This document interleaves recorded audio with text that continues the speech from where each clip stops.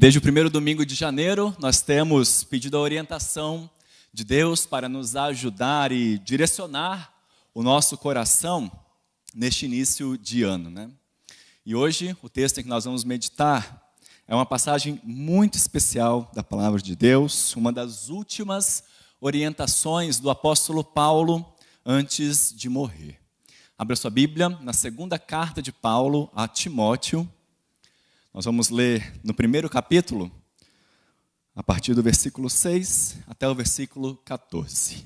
1 Timóteo, capítulo 1, versículo 6 a 14. E que assim o Senhor nos abençoe na leitura e meditação da sua palavra. Amém?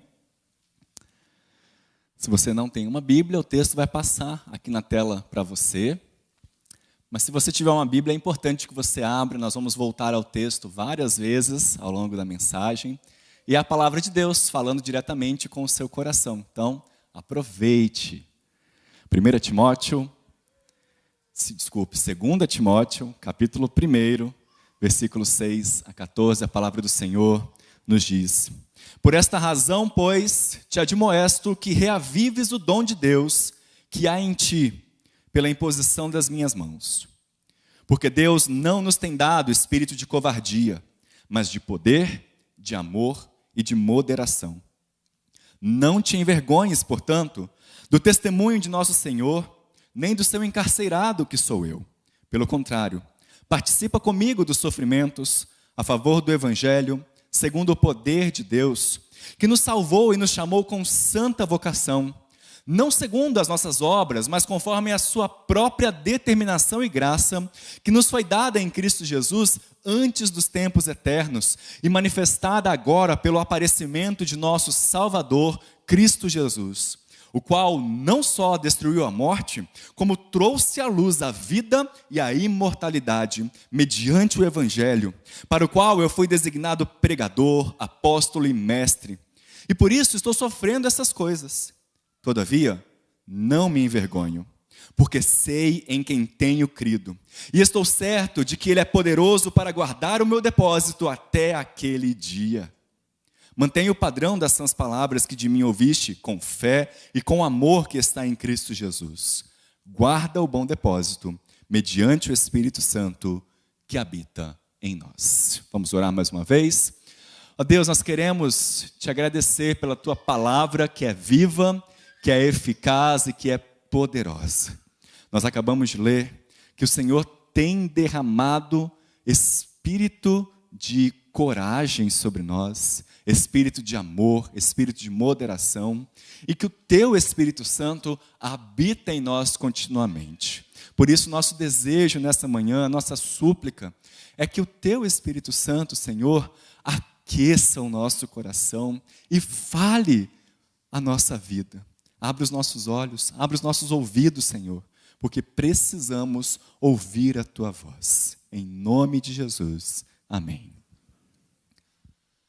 O jornalista Pedro Bial, no início dos anos 2000, traduziu uma canção chamada Filtro Solar. Na verdade, é uma música narrada, não sei quem aqui já pôde ouvir, conhece essa música. E nela, ele assume a persona de uma pessoa idosa, o paraninfo de uma turma de faculdade, com muita sabedoria, e que deseja compartilhar com os seus ouvintes alguns conselhos sobre a vida. E ele começa falando bem assim nessa música: Nunca deixem de usar filtro solar. Se eu pudesse dar só uma dica sobre o futuro, seria essa: usem filtro solar. Os benefícios a longo prazo do uso de filtro solar estão provados e comprovados pela ciência. Já o resto de meus conselhos não tem outra base confiável, além de minha própria experiência errante. Diferentemente de Pedro Bial, ou de quem quer que tenha composto esse poema, no texto bíblico que nós lemos, nós vemos o apóstolo Paulo dando importantes conselhos na última carta em que ele escreveu antes de morrer. A segunda carta que ele escreve a Timóteo é praticamente uma carta de despedida. Você consegue perceber esse tom ao longo de todo o texto, em que ele demonstra a certeza de que a sua morte estava bem próxima. E de fato estava. A tradição cristã nos conta que, logo depois de ter escrito essa carta, Paulo foi morto, decapitado, a mando do imperador Nero, o mesmo que colocou fogo em Roma e culpou os cristãos por isso. E assim como nós temos no Antigo Testamento, meus irmãos, o livro de Provérbios e o livro de Eclesiastes, onde Salomão ensina e orienta o seu filho sobre como proceder diante da vida e dos desafios que ele teria, Paulo aqui faz a mesma coisa. Timóteo era o pupilo de Paulo, o seu filho na fé. Alguém a quem o apóstolo se apegou com muito carinho e com a preocupação de discipulá-lo e treiná-lo para continuar o trabalho de expansão do evangelho. Timóteo era pastor na cidade de Éfeso, uma grande cidade, uma cidade muito importante do Império Romano, cujas ruínas existem até hoje. Então, não deixe de procurar no Google fotos das ruínas da cidade de Éfeso. Você vai ver, por exemplo, ali as ruínas do templo de Ártemis ou de Diana, que é citado no livro de Atos aqui. Você vai ver o ginásio onde havia as primeiras competições olímpicas daquela época. Você vai ver o grande anfiteatro que eles construíram também. Ou seja, você vai ter uma ideia do que Timóteo via ao passar pelas ruas de Éfeso na sua época, no seu dia a dia. Porém, a Bíblia também nos diz que Timóteo tinha algumas dificuldades, tanto pessoais quanto contextuais. E esse é mais um dos motivos que leva Paulo a escrever as suas duas cartas. Mesmo tendo convicção do seu chamado, mesmo sendo pastor de uma igreja importante de sua época, afinal, Éfeso foi uma das igrejas para quem Paulo escreveu uma de suas cartas, que nós temos na Bíblia. Éfeso foi uma das igrejas citadas no Apocalipse, então era uma igreja importante. Se era importante positivamente ou negativamente, a tarefa é sua de ler a Bíblia e descobrir isso. Mas importante era, significativa era. Além disso, mesmo tendo convicção do seu chamado, mesmo sabendo que ele recebia todo o apoio do grande apóstolo Paulo, Timóteo volta e meia derrapava. Alguma coisa causava nele ansiedade, frustração, desânimo, vergonha, e tirava dele o foco que ele precisava ter em seu dia a dia.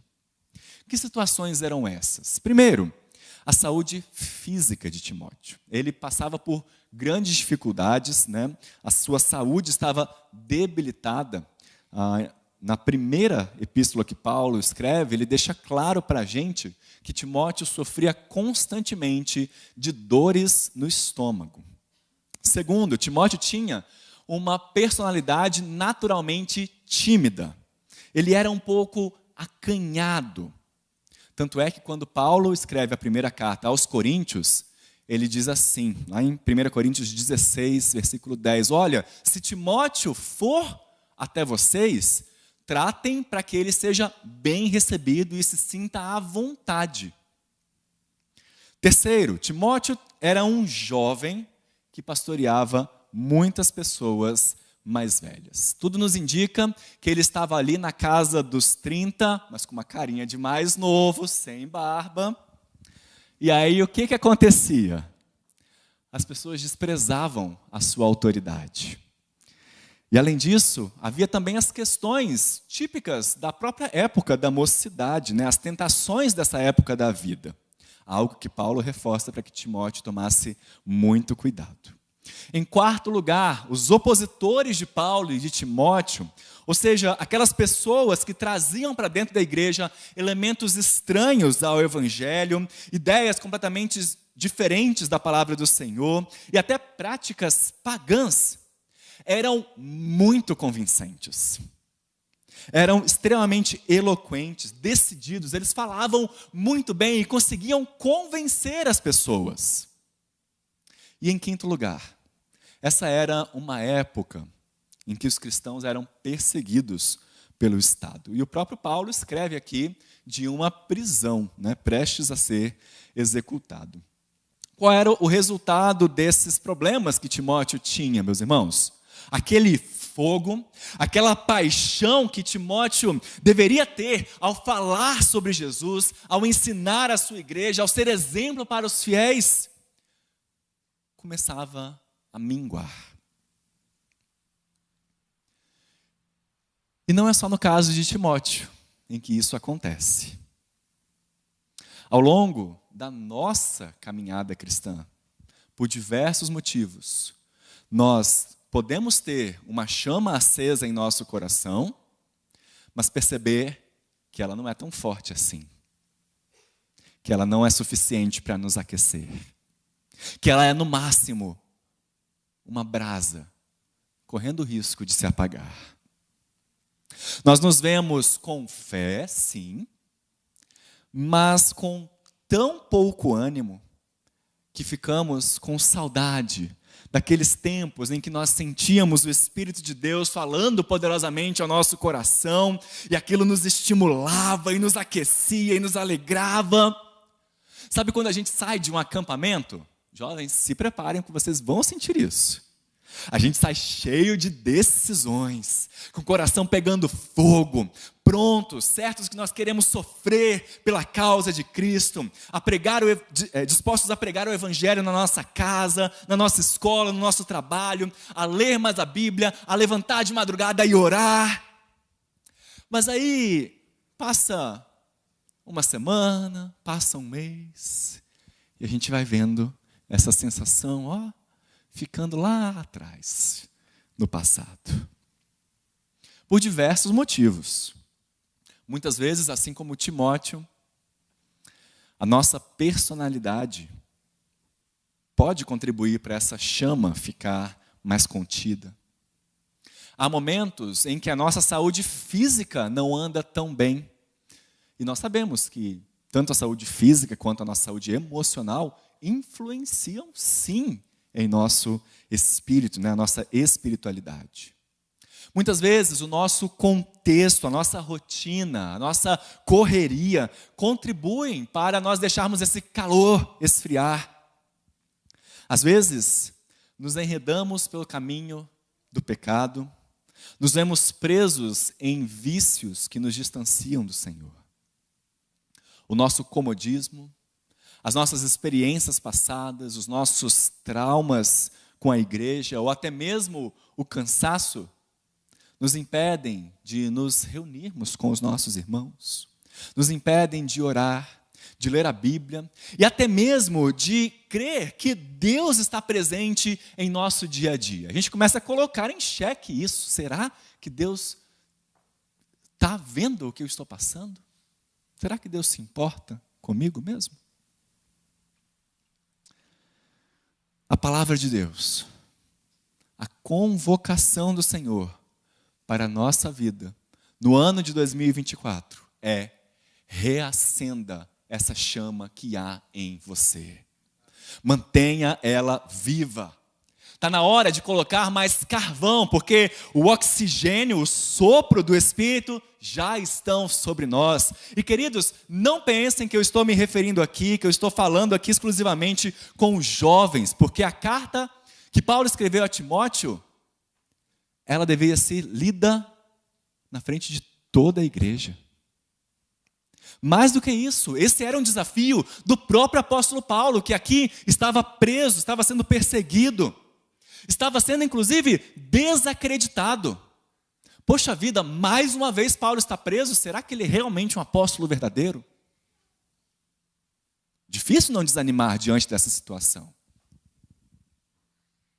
E mais, logo antes do nosso texto, Paulo vai citar a mãe e a avó de Timóteo, pessoas que fizeram toda a diferença para que Timóteo tivesse a fé verdadeira e sincera que ele tinha. A demonstrar uma fé sem fingimento. Por isso, quer você tenha 12 anos, quer você tenha 18, 30, 50 ou 90, Deus te chama para renovar essa chama que há em você, que Ele mesmo te deu. Ele quer te usar para marcar essa geração, para inspirar as pessoas a terem um compromisso com Cristo e para ser um embaixador do reino de Deus. Como isso é possível, pastor? Como é que eu faço isso? Vamos ver o que o texto nos diz? Em primeiro lugar, conheça o Evangelho. Conheça o Evangelho. Paulo dá aqui a Timóteo a base sobre o qual ele conseguiria reavivar nele aquela chama, o dom que havia nele. Se antes ele havia escrito aos romanos que o Evangelho é o poder de Deus para a salvação de todo o que crê, é importante nós termos em mente que mensagem é essa, o que é o Evangelho. A verdade é que se há alguma chama acesa dentro de nós, ainda que pequena, é porque algum dia nós ouvimos falar dessa grande mensagem. Algum dia ardeu em nosso coração as boas notícias do reino de Deus. Mas é importantíssimo, meus irmãos, sermos relembrados a todo tempo das grandiosas e belas palavras de vida. Nós não podemos achar que o Evangelho é uma boa notícia apenas no momento em que nós nos convertemos. Não, ele é uma boa notícia para qualquer momento da nossa vida. Por isso, alimente-se da palavra de Deus. Traga à sua memória, como Paulo faz aqui, que um dia você esteve perdido, distante de Deus e do seu amor, condenado a viver uma eternidade longe da sua presença, longe da alegria que só Ele pode dar. Mas Deus, por causa do grande amor com que nos amou, nos trouxe para perto de si, com um plano maravilhoso. Ele enviou o seu próprio Filho, Jesus Cristo. Veja aí no verso 10, o que Jesus fez? O qual não só destruiu a morte, como trouxe à luz a vida e a imortalidade. Jesus Cristo, o Filho de Deus, se tornou um de nós para nos libertar da escravidão ao pecado, para nos tirar do império das trevas, para nos livrar do amor ao nosso próprio ego. Paulo escreve aos Gálatas que Jesus despojou os principados e as potestades, triunfando sobre eles na cruz. E agora nós podemos dizer não ao pecado. Nós podemos viver sim uma vida diferente e, acima de tudo, nós não precisamos mais temer a morte, porque em Cristo ela se torna apenas mais um passo para estarmos mais perto de Deus. Essas são as boas notícias do Evangelho, que devem aquecer o nosso coração.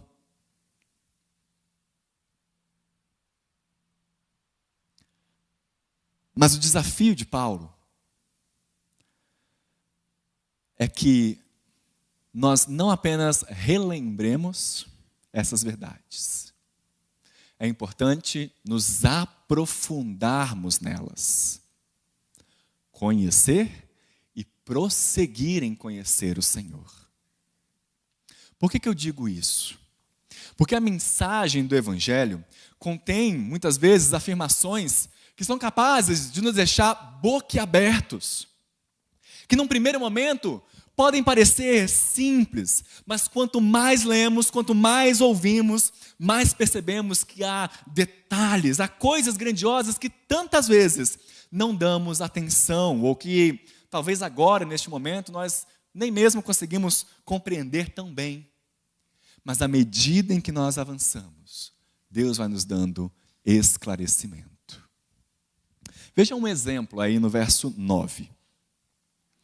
Nós sabemos que nós somos salvos pela graça de Deus, ou seja, não é porque Deus viu algo de bom em nós, não é porque nós fizemos alguma coisa que Deus nos ama e nos chama para sermos os seus filhos. Não, é por causa da sua graça.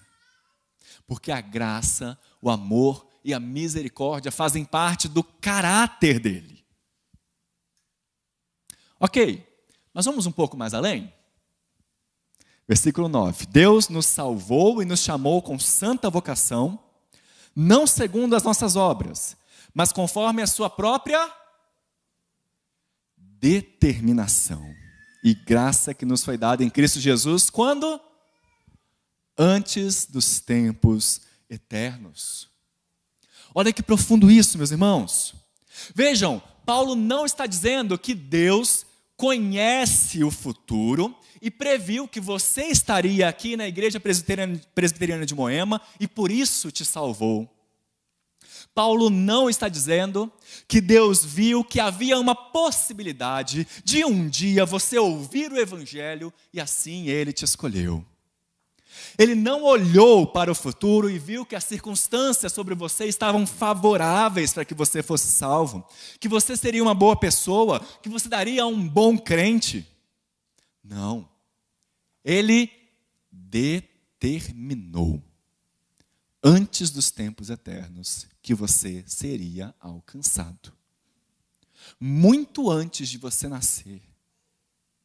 Ele determinou que o Espírito Santo viria sobre você e aqueceria o seu coração e abriria os seus olhos e os seus ouvidos para o Senhor, ouvindo Ele te chamando e te dizendo: você é meu e de você eu não abro mão. Que profundo, meus irmãos, é saber que Deus moveu todas as circunstâncias para que nós pudéssemos nos achegar a Ele. Ele enviou o seu Espírito Santo, Ele nos justificou, Ele nos adotou e nos chamou para pertencermos à sua família. Ele nos santifica dia a dia e nos guarda pelo seu poder e nada pode nos separar do seu amor. Essa não é só uma promessa, essa é uma garantia que Ele nos dá.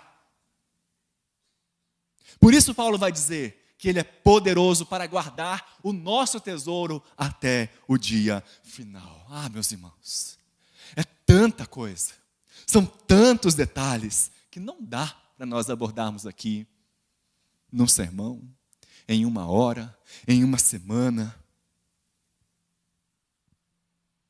Quer manter viva a chama do Espírito Santo em você? Conheça o Evangelho. Alimente-se dele mais e mais. Aprofunde-se na palavra de Deus. Não se contente em saber apenas o básico. Não se contente em apenas chegar aqui no domingo e ouvir o sermão do pastor. Graças a Deus, muito bons. Modéstia à parte.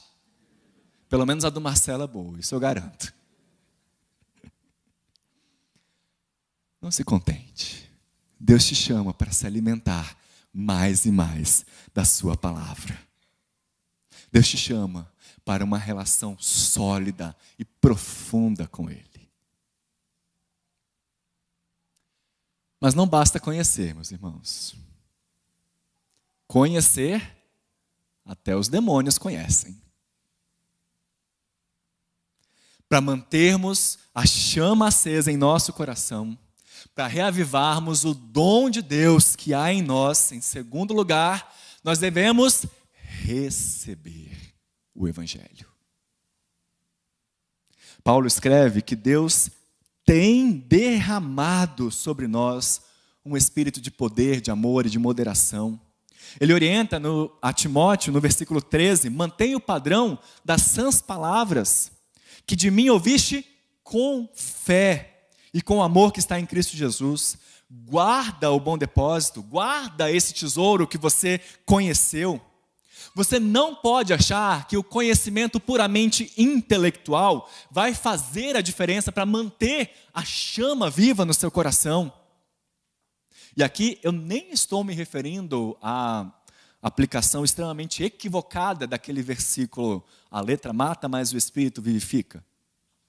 Já ouviu? Tem gente que diz que isso daí é palavra do Senhor para que a gente não estude teologia, para que a gente creia cegamente no que o pastor fala. Não. Nada disso. Na verdade, é o contrário. Lembra que Deus diz a Oséias? O meu povo perece por falta de conhecimento. Então sim, conhecer é extremamente importante, mas se esse conhecimento não encontrar lugar no meu coração, se ele não gerar em mim confiança em Deus, mudança de pensamento, de palavras, de atitude, ele é apenas mais um conhecimento como qualquer outro. E é por isso que Deus nos chama para que esse conhecimento gere em nós fé.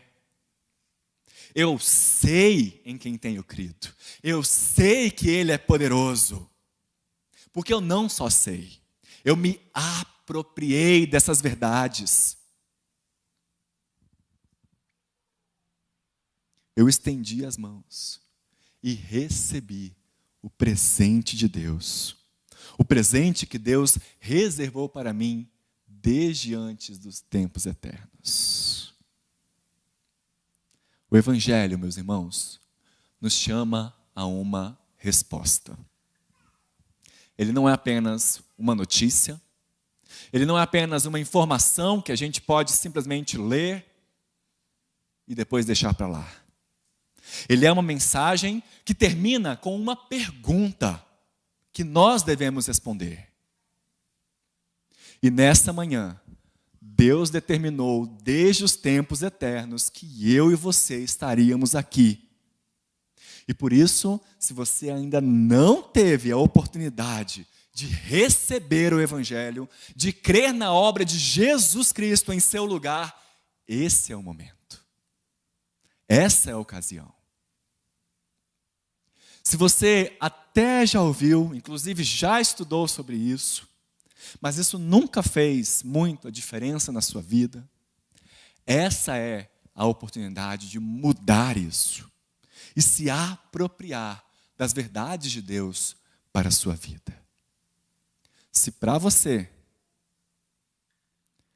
até aqui, essa é apenas mais uma religião como qualquer outra, e tanto faria estar aqui, ou num templo católico, ou num centro espírita, Deus te faz um convite para receber a salvação que só Ele pode te dar. Não se contente em conhecer. Creia no Evangelho. Receba. Aproprie-se das grandes verdades de salvação, de libertação e de vida eterna que Deus tem para você. E em terceiro lugar, viva o Evangelho. Paulo ensina a Timóteo que a chama do seu dom pode ser mantida viva, uma vez que as verdades que ele conhece e crê sejam revertidas numa vida transformada diante de Deus. Ele nos ensina que para vivermos o Evangelho, 3 coisas em nossa vida são necessárias: proclamação, santidade e perseverança.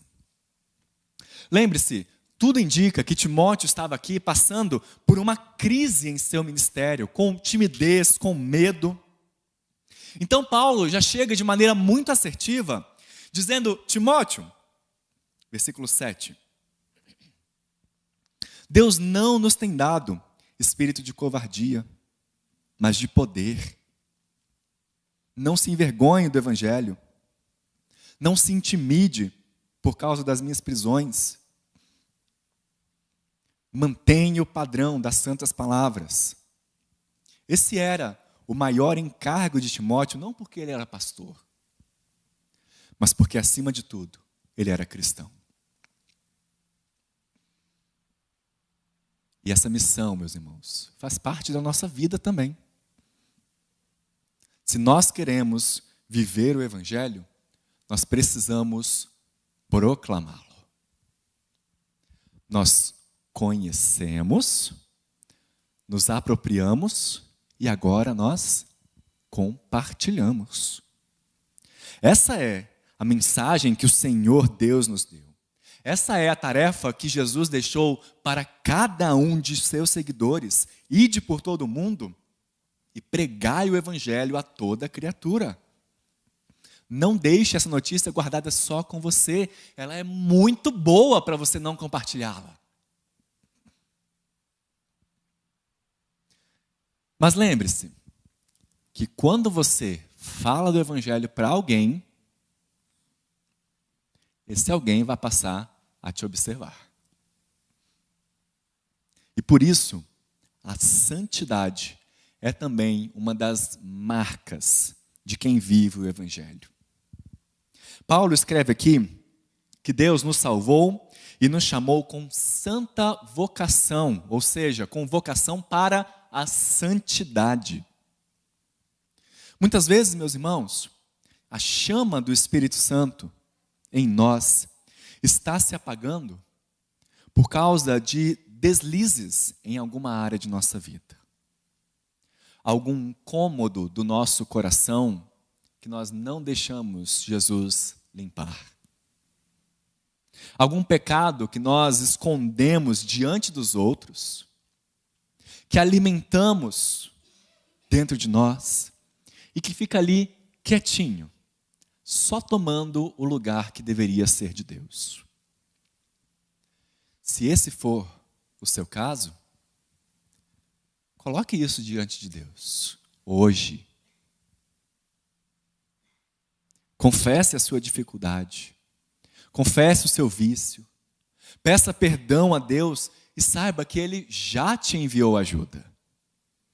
Ele diz aqui, Ele já te enviou o Espírito de poder, de amor, de moderação que habita em nós. Deixar o pecado é possível, sim, muitas vezes doloroso, é verdade, muitas vezes difícil, mas plenamente possível, porque Jesus Cristo nos libertou. Além de proclamação e da santidade, um outro elemento que nos ajuda a viver o Evangelho é a perseverança em meio ao sofrimento ou à perseguição. Versículo 8. Participa comigo dos sofrimentos a favor do Evangelho. Paulo sabe que, ainda que Deus tenha enviado o seu Espírito Santo, nos trazendo poder, amor e moderação, as circunstâncias eram extremamente adversas. E tanto aqui quanto no capítulo 2, ele chama Timóteo para estar disposto a suportar os sofrimentos. Meus irmãos, se há uma coisa que a Bíblia não nos isenta, são os sofrimentos, as aflições e as perseguições. O próprio Paulo vai escrever aos Romanos que a tribulação produz perseverança, a perseverança, experiência, e a experiência, esperança. Mas uma boa notícia é que nós não podemos nos esquecer do elemento coletivo que Paulo nos traz aqui. Ele diz: participa comigo dos sofrimentos. Deus não nos chama para sofrermos sozinhos, meus irmãos. Ele nos coloca numa comunidade de fé. Ele levanta irmãos e irmãs piedosos para nos dar as mãos e caminhar conosco, orar por nós, nos ajudar nesses momentos difíceis que nós passamos. E não é à toa que Paulo vai escrever no final, que Pedro vai escrever no final da sua primeira carta, que nós devemos resistir às investidas do diabo, certos de que irmãos espalhados pelo mundo todo estão passando por sofrimentos iguais aos nossos. Porque o próprio Deus está com isso, nos aperfeiçoando, firmando, fortificando e fundamentando. Então é verdade. Eu lamento muito dizer, mas há uma má notícia no Evangelho. Mais de uma, mas eu vou citar aqui uma, né? Todos aqueles que querem viver piedosamente serão perseguidos. nós ainda sofremos com os efeitos da queda, enquanto aguardamos o retorno de Cristo. Mas em compensação, Deus não nos deixa sozinhos, porque Ele envia o seu Espírito Santo para habitar em nós e coloca em nossa vida uma família da fé, que nos apoia nos momentos difíceis. É isso que nos dá forças, é isso que aquece o nosso coração para mesmo nos momentos mais nublados da vida, podermos dizer como Paulo: eu sei em quem tenho crido, e eu estou bem certo de que Ele é poderoso para guardar o meu depósito até aquele dia. É com essa certeza que nós proclamamos o Evangelho, que nós caminhamos rumo à santidade e que perseveramos diante dos sofrimentos. Como anda a sua chama? Forte? Fraca? Poderia ser melhor? Deus nos faz um convite, irmãos. É curioso olharmos para esse texto e vermos Paulo falando que Deus é poderoso para guardar o nosso tesouro e terminar o texto dizendo: guarda o teu tesouro. Mas isso acontece porque Deus já nos deu tudo o que precisamos para manter viva essa chama. Ele já garantiu, desde antes da fundação do mundo, que nós estamos seguros em suas mãos. Nós chamamos isso na teologia de providência de Deus. É quando Deus planeja, coordena, move todas as coisas visando o grande propósito de salvar o seu povo para a sua glória. E ao mesmo tempo, Deus nos chama a assumirmos a nossa responsabilidade de mantermos essa chama acesa, sempre queimando. Por isso,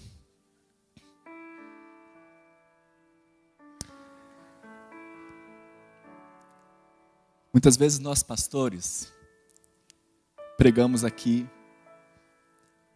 o que nós precisamos ouvir, o que nós mesmos precisamos ouvir.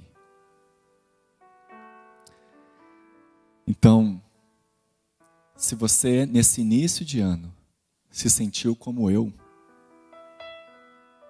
o ano mal começou e você percebeu que a sua espiritualidade não está lá muito firme, a sua personalidade, o seu pecado, as circunstâncias da sua vida parecem que sempre ganham essa batalha e te puxam para cada vez mais perto de Deus, para cada vez mais longe de Deus. Se você se sente frustrado em sua vida espiritual e percebe que nem orar, nem ler a Bíblia você tem conseguido, há um convite de Deus para nós hoje. Hoje é dia de buscá-lo. Hoje é dia de salvação, de recuperação, de libertação. Deus te chama para renovar e reassumir o compromisso de manter viva a chama que há dentro de você, que um dia Ele mesmo acendeu. Não se contente em ser uma brasa se esfriando. Conheça o Evangelho, receba o Evangelho, viva o Evangelho e assim sinta esse fogo ardendo e aumentando em seu coração e te levando a cumprir o propósito para o qual Deus te criou.